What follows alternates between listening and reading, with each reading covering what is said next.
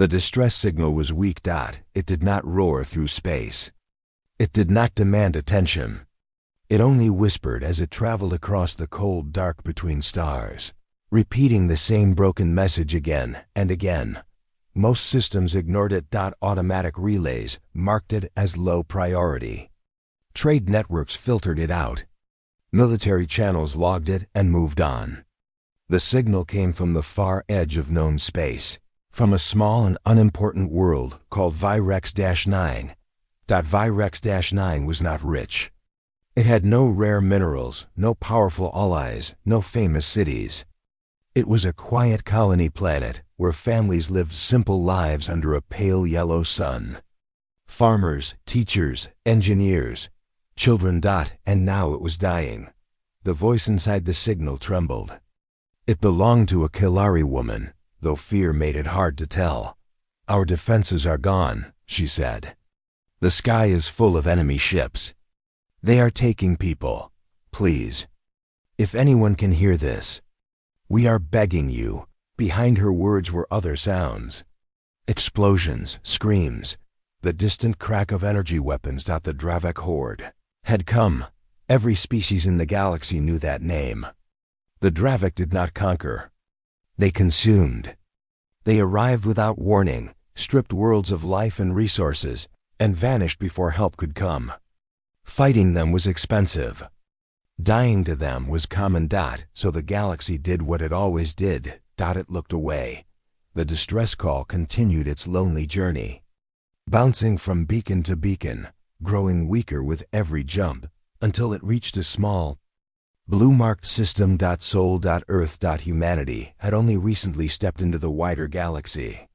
Many still thought of them as newcomers, loud, emotional, unpredictable, born on a dangerous world filled with storms, earthquakes, disease, and creatures that could kill them.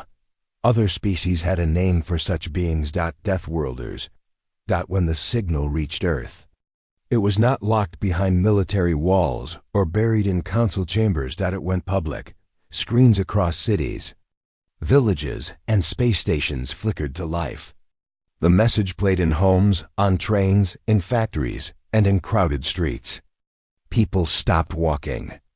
Conversations died. They listened. They heard fear that sounded familiar. They heard desperation that echoed their own history. Parents held their children closer. Old veterans lowered their eyes. Some people cried without fully understanding why. Humanity remembered. They remembered cities bombed into dust. They remembered cries for help that never came. They remembered what it felt like to be small, afraid, and alone while stronger. Powers watched and waited. There was no cheering. There was no shouting. Only silence. Then factories began to change. Across Earth, machines shifted purpose. Civilian shipyards paused construction and started tearing hulls apart, reinforcing them with armor. Cargo ships were emptied and filled again with medical supplies. Weapons and evacuation pods, recruitment centers filled faster than they ever had before. Not just soldiers. Doctors came. Engineers came. Pilots who had never flown in combat signed their names with shaking hands. No one forced them. They came because something inside humanity had been touched. The Galactic Council noticed too late. Warnings were sent. Messages filled with careful words and polite fear. The Dravik are too dangerous. Humanity is not ready for this. Do not involve yourselves. Earth sent only one reply. It was short. They asked for help. As human ships gathered in orbit, there were no grand speeches. No flags waving in celebration. Just quiet crews preparing for war. As the fleet turned toward the stars, one truth bound every human aboard. They were not going to Virex-9 for glory. They were going because someone had cried out, and humanity had heard. Humans did not hesitate. The moment the signal reached Earth, decisions were made not by politicians or generals first, but by millions of ordinary people who knew what fear and helplessness felt like. They remembered pain. They remembered loss. They remembered being alone while the world looked away. Factories that had once built ships for trade and exploration changed overnight. Their cranes and assembly lines twisted and turned to build war machines, armored transports, and combat drones. Engineers and workers labored day and night, eyes bright with purpose, refusing to sleep until every vessel was ready to fly. Pilots trained in simulations now studied real tactics. Soldiers sharpened skills they had never thought they would need. Doctors practiced battlefield medicine. Medics learned triage for space casualties.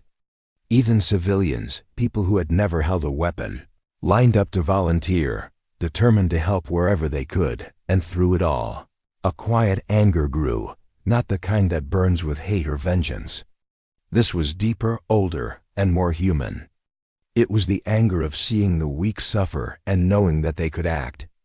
It was a fury that demanded action. Humanity had survived storms, predators, famine, disease, and wars. They would not let fear alone decide the fate of others. The Galactic Council sent warnings, messages dripping with condescension and concern. They cautioned against involvement. They said the Dravak were too powerful. They warned of galactic consequences. They claimed humans were too young, too untested, too reckless. Humans read those messages. And then they laughed, not mockingly, not cruelly, but with the knowledge that they had seen cruelty before, and they would answer calls for help no matter the cost. They did not need permission. They did not need approval. Their fleet would leave the solar system and meet the Dravak wherever they were. Spaceports thrummed with life as ships lifted off one after another, engines blazing, carrying crews who did not know each other but shared a single, unspoken promise. No one who calls for help will be abandoned. Commanders in war rooms across Earth studied star maps and enemy reports. But the humans in the field did not wait for perfect plans. They knew that time was against them. Every second delayed meant more lives lost on Virex 9. Their fleet moved in synchrony, fast and precise, yet fueled by raw determination. They crossed light years in a matter of days, leaving diplomats and doubters behind. Families watched from glass observation decks, holding their breaths as vessels carrying their sons, daughters, mothers, and fathers vanished into the stars. Every ship was a heartbeat, every crew member a promise, and on board those ships, humans whispered to themselves as much as to one another, "We will protect them. We will not fail. No matter what waits there, we will answer their call." Across the galaxy, other species noticed. They were shocked. No one had seen this before. A civilization that would act so swiftly, so selflessly, and with such quiet fury. Rumors spread that humanity did not fight for profit, for conquest, or for fame. They fought for life itself and for the weak who could not defend themselves. The journey to Virex 9 was not easy. Space was vast. Dravak scouts prowled the outskirts. Meteor storms and radiation belts tested the endurance of every ship. Yet humans pressed on. Their engines burned long, their crews slept little, and their hearts remained steady. And all the while, the anger simmered, not the anger of hatred, but of protective fury, the kind that can topple mountains and scatter armies. It was the sound of humanity rising, united, moving toward the helpless voice that had called out in the darkness. By the time the first human scouts appeared at the edge of Virex 9's orbit, the signal had grown faint. Cities were on fire. Dravak cruisers patrolled the skies. The colony teetered on the brink of annihilation, but humans were coming, not to negotiate, not to ask for terms. They were coming to fight, to rescue, and to make clear that no world crying for help would ever be ignored again. The Dravak did not know it yet, but they were about to learn the true sound of human anger. And the galaxy would never forget it. Virex 9 was already dying when the first human ships appeared in its orbit. The skies were full of Dravak warships. their metal hulls reflecting the fires of burning cities below.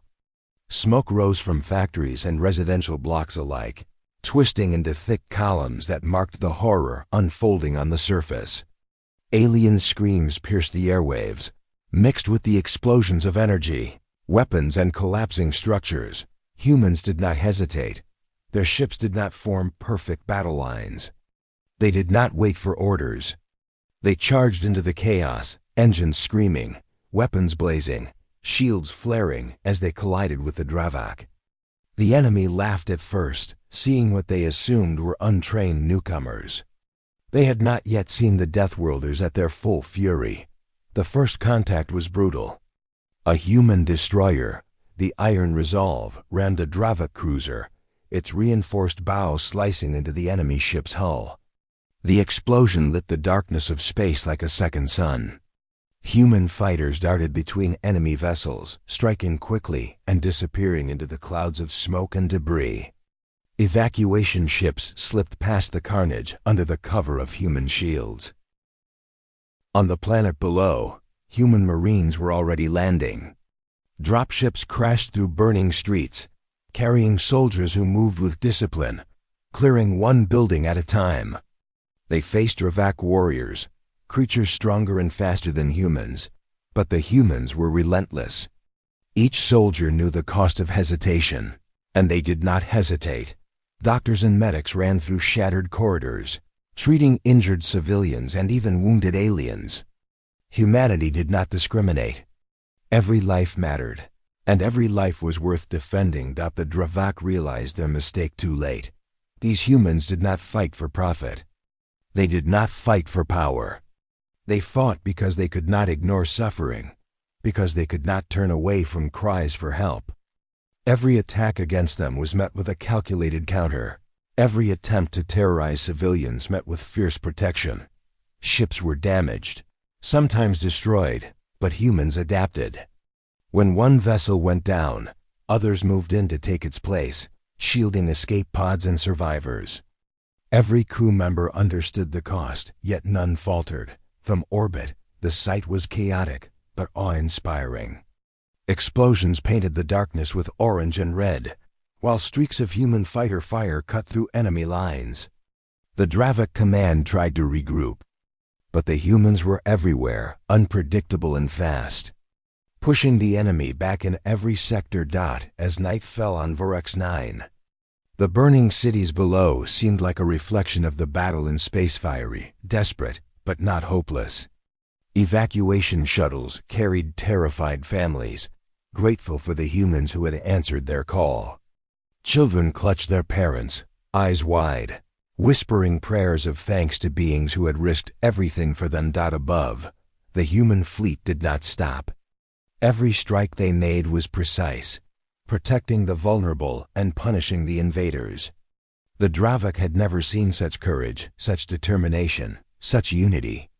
They began to retreat, their confidence shaken by a species they had considered weak and untested.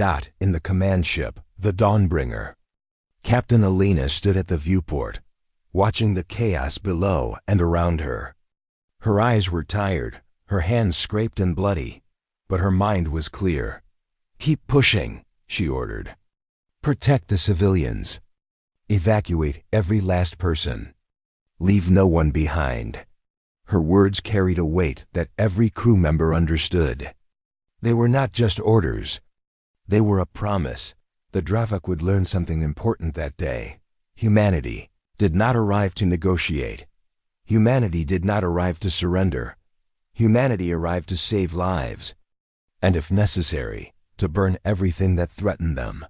The sky over Vorx 9 burned with fury and courage, a testament to a species that refused to ignore a call for help. And for the first time, the Dravak felt fear. The battle for Vorx 9 was not just a clash of ships and weapons. It was a test of humanity's heart and resolve. In the smoke-filled corridors of burning cities, human marines moved with steady determination, their boots echoing through shattered buildings. They faced Dravak warriors whose claws and weapons could tear through steel, yet the humans did not falter. Each soldier understood that behind every door could be a child, a family, a life worth saving. The streets were chaos. Fires blazed from toppled buildings, smoke curling into the alien sky. Civilians ran blindly, tripping over debris, their eyes wide with fear. Human soldiers formed lines, shields up, guiding them to safety, moving forward even as enemy fire struck around them. It was slow work. Every life saved was a victory, every lost civilian a wound on their souls. Ships in orbit continued their deadly ballet. Human cruisers took heavy fire, hulls dented, engines damaged, but they held formation to protect evacuation vessels. Fighters swooped down to engage enemy ships, drawing fire and giving transports a chance to escape. Even as explosions rocked the battlefield, the humans adapted, coordinated, and pressed on. Medical teams ran into collapsing buildings, pulling out the injured, the screaming, the dying. They worked tirelessly, hands bloodied, eyes red, yet they never gave up. They treated humans and aliens alike. Each life saved was a promise kept, a statement that compassion mattered even in war, but mercy carried a cost. One human cruiser, the Promise of Dawn, stayed behind to cover the final evacuation wave. Its shields were failing. Hull plates hung loose, smoke filled the corridors, alarms shrieked constantly. Yet the captain refused to retreat. "Civilians first," she said, her voice calm but resolute. Her crew understood. They held their positions, firing at overwhelming numbers, buying time for escape pods to launch. Explosions tore through the ship. Fire spread through decks. And still, they fought. Finally, when the last transport reached safety, the Promise of Dawn erupted in a blinding flash, taking 3 Dravik warships with it. Silence followed for a moment, the kind that echoes louder than any roar.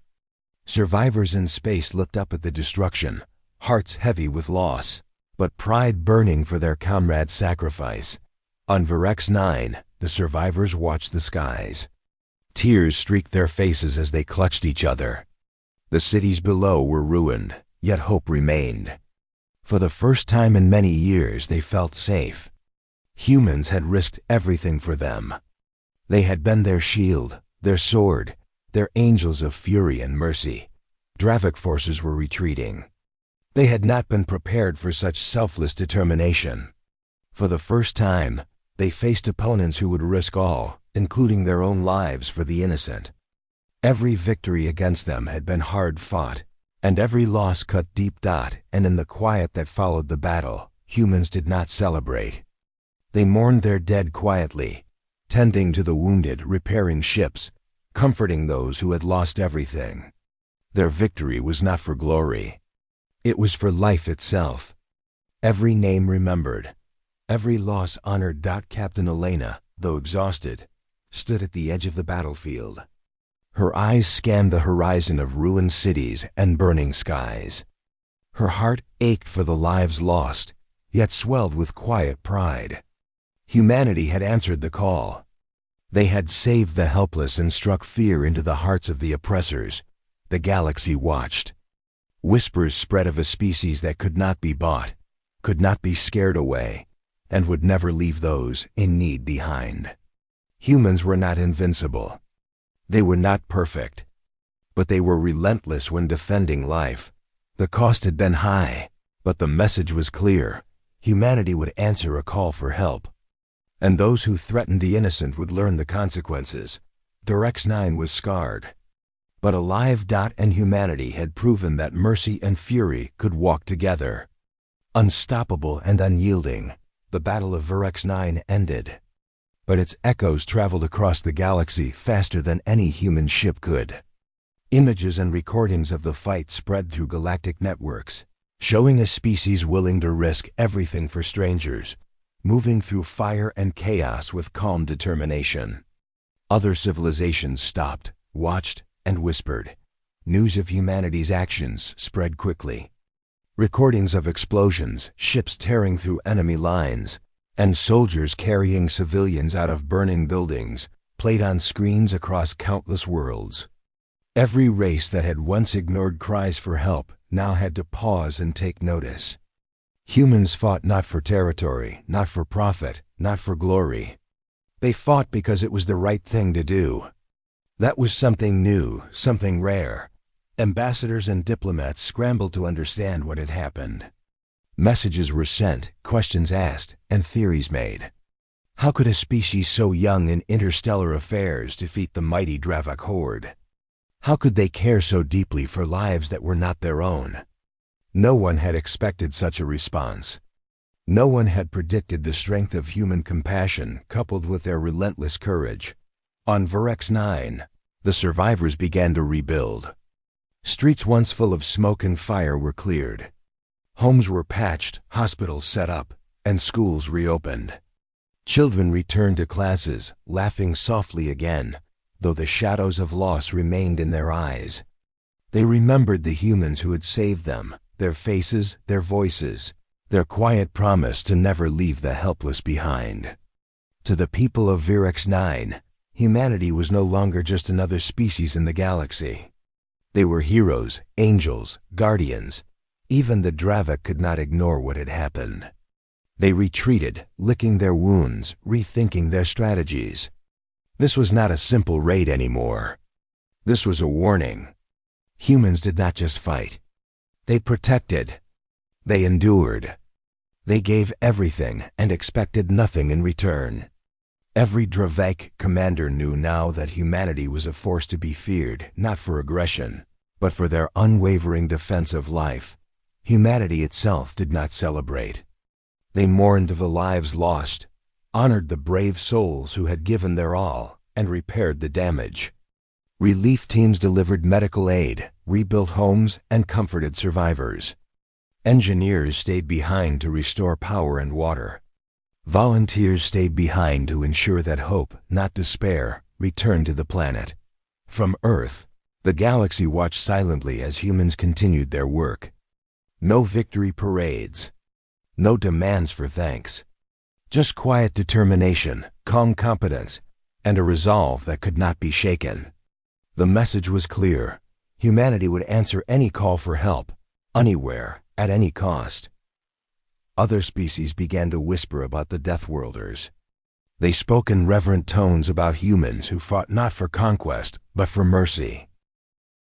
They shared stories of the Marines who carried children through fire, of medics who tended alien and human alike, and of the captains who refused to leave until the last evacuation ship had jumped to safety. Humans became more than a young race in the galaxy. They became a symbol of hope and fury intertwined. Even decades later, historians would look back on Virex 9 and call it the moment the galaxy learned the true nature of humanity. It was a story told in schools, in fleets, in council chambers. The moral was simple but profound. When humanity decides to protect the helpless, no force, no matter how powerful, could stand against them. On Virex 9, survivors named streets and buildings after humans who had fallen. Children painted murals depicting the battle and the ships that had saved them. And every time they looked to the sky, they remembered the faces of the humans who had answered their call, carrying with them the quiet fury of a species that refused to let injustice stand. The galaxy had watched, learned, and understood. Humanity's reputation was no longer just about the dangers of their homeworld. It was about courage, compassion, and the unbreakable will to answer a call for help. And every being in the stars knew this one undeniable truth. If humans come, it is because they care, and their fury for those in need cannot be matched. The Dravak horde had retreated, wounded and humiliated. They believed the humans' intervention at Virex 9 had been a one-time fluke, a desperate rush by untested newcomers. They were wrong. They had underestimated not just human strength, but human determination, human strategy, and human fury when protecting the innocent. Weeks later, a Dravak fleet attempted to ambush a human convoy delivering supplies to another vulnerable colony. They thought the humans would be cautious, hesitant to fight again so soon. They thought the humans could be scared away. They thought wrong. As the Dravik approached, they were met by a fleet unlike anything they had seen before.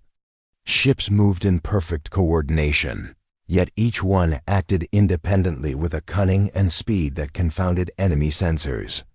Fighters zipped between cruisers, striking from unexpected angles. Bombers targeted supply lines, crippling the horde's logistics. Human strategy was precise, calculated, and deadly. From the bridge of the command cruiser Resolute Dawn, Captain Alina watched the enemy advance. Her crew was focused, eyes sharp, hands steady. Every pilot, every gunner, every medic knew their role.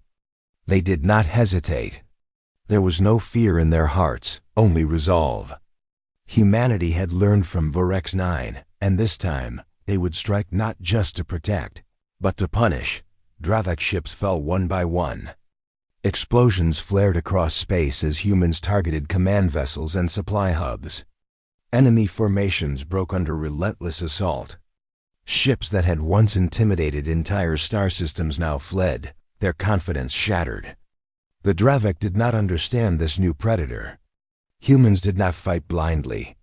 They fought with intelligence, coordination, and an unstoppable drive to protect life. On the ground, liberated colonies cheered as human fleets struck at hidden Dravik bases. Slaves were freed, cities cleared of enemy occupation, and survivors rescued. Each victory was swift, precise, and merciful. Human forces spared those who surrendered. They treated prisoners with care, yet struck without hesitation against those who continued to harm the innocent. The Dravik had made a grave mistake. They assumed fear or intimidation could stop humanity. They assumed the Deathworlders would only respond for themselves. But humans had revealed a new law of the galaxy: harm the helpless. And humanity will come not just to stop it, but to destroy the threat entirely. Human pilots, soldiers, and medics moved like a single organism, a web of coordination and instinct. Even when outnumbered, they held the line, protected each other, and advanced with careful fury. It was precise, controlled anger, a force no one could withstand. Each Dravik ship destroyed sent a message that rippled through the enemy ranks. Humanity protects the innocent, and woe to those who harm them. By the end of the campaign, entire Dravik strongholds had fallen. Supply routes were disrupted. Leaders were captured or eliminated. Fear of humans spread faster than fear of the Dravik had ever spread. The galaxy took notice. Civilizations that had once ignored the plight of others began to reconsider their own stance toward humans. They saw that humanity fought not for conquest, not for glory, but for life itself. Captain Elena watched the last of the enemy retreat. She exhaled slowly, her crew exhausted but proud. Their fury had been precise. Their mercy had been complete. The lesson had been learned. Humanity did not boast. They did not demand recognition. They returned to colonies to rebuild, repair, and protect. Their message was clear. Anyone in need could call, and humanity would answer. The Dravik horde had learned a truth they would never forget. Humanity was relentless, unstoppable, and fiercely protective.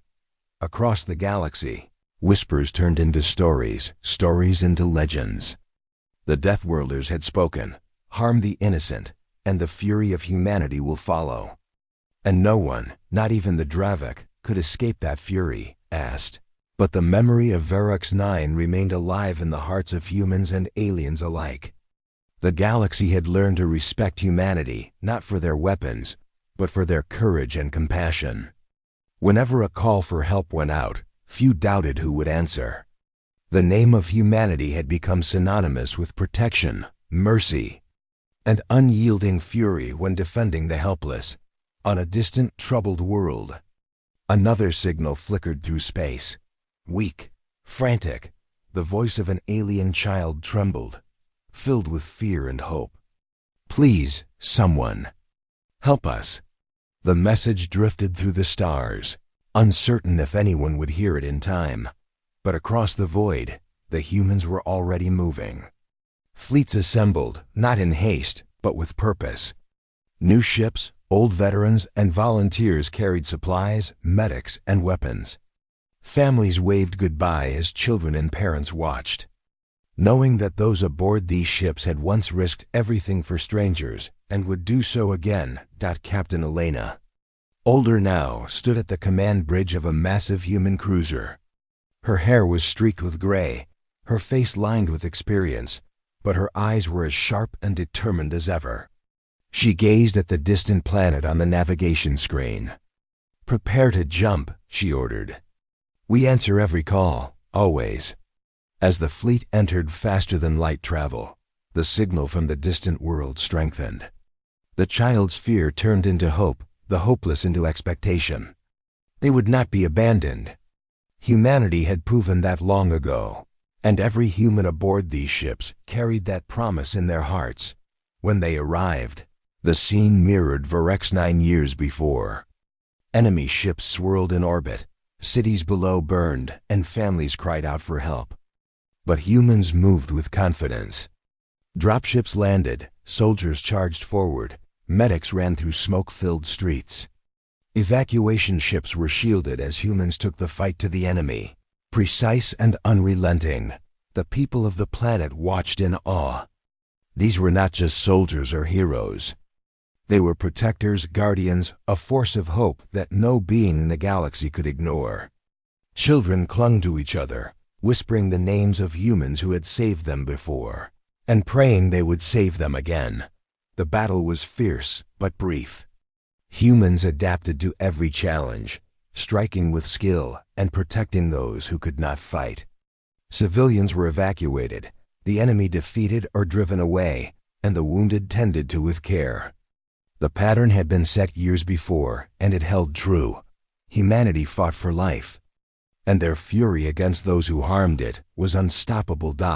As the last transports lifted off, Captain Elena watched the horizon. Smoke and fire mingled with the morning sun, and yet hope shone brighter than any blaze. "We keep our promises," she whispered, more to herself than anyone else. "We never turn away." Across the galaxy, stories spread again. The child who had sent the call grew up telling others of the humans who came in fury and mercy alike.